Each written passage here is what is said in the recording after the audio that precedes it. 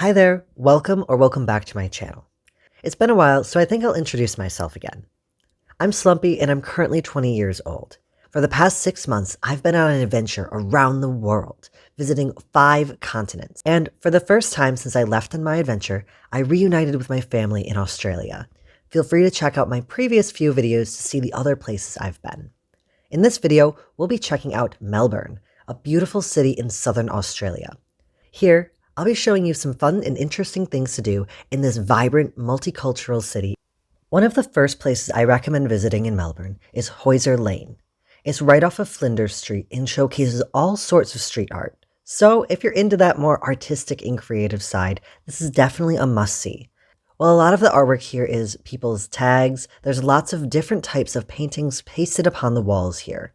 I absolutely recommend checking this out, especially if you're looking for a cool place for pictures. My camera couldn't truly capture the variety of artworks here, so I definitely recommend seeing it with your own eyes. And who knows, maybe there'll be some new ones by the time you get to visit. After exploring Graffiti Alley, we decided to walk the streets and find something to eat. This was actually a travel day for us as we had flown from Cairns to Melbourne, so we were a little bit tired and therefore had some pretty funny things to say. I didn't take any. Do you have any words to say? Okay. Egg spaghetti. What? As your future president, Oh God, yeah. What are you gonna I do? say we wear yellow on Sunday because yellow jacket. I'm good. We're good. We're good. We're good. After going back to our hotel and getting some rest, we were ready for a new day and new adventures in the beautiful, bright city of Melbourne.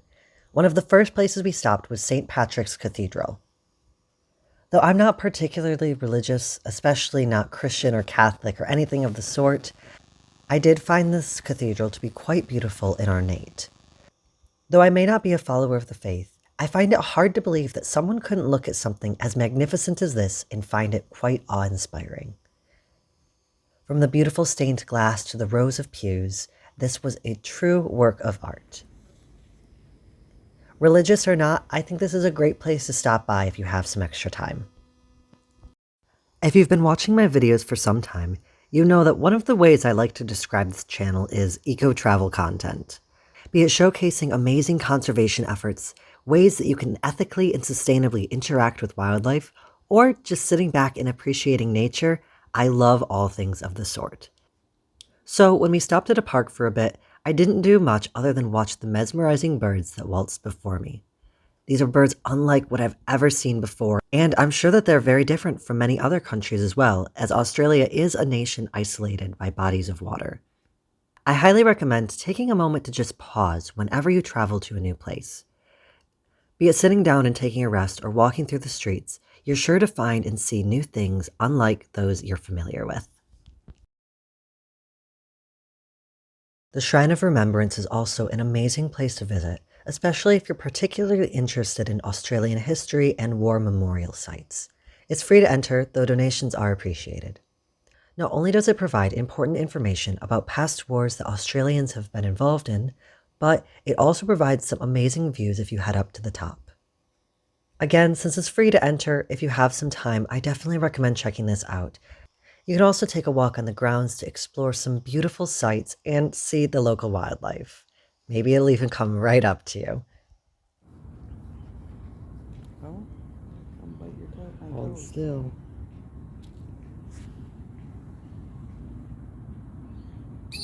Oh, alrighty. That was unnecessary.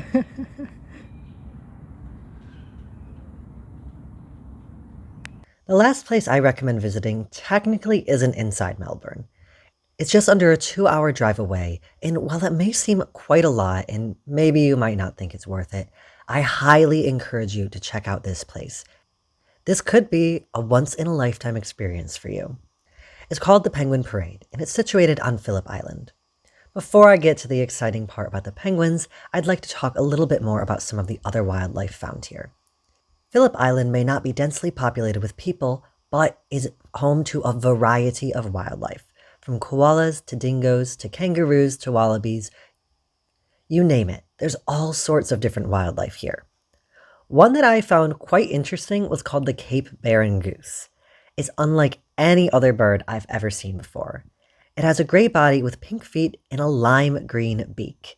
I found them to be quite cute in a way, but they're definitely very unique. Before going to see the penguins, we stopped at this beautiful overlook.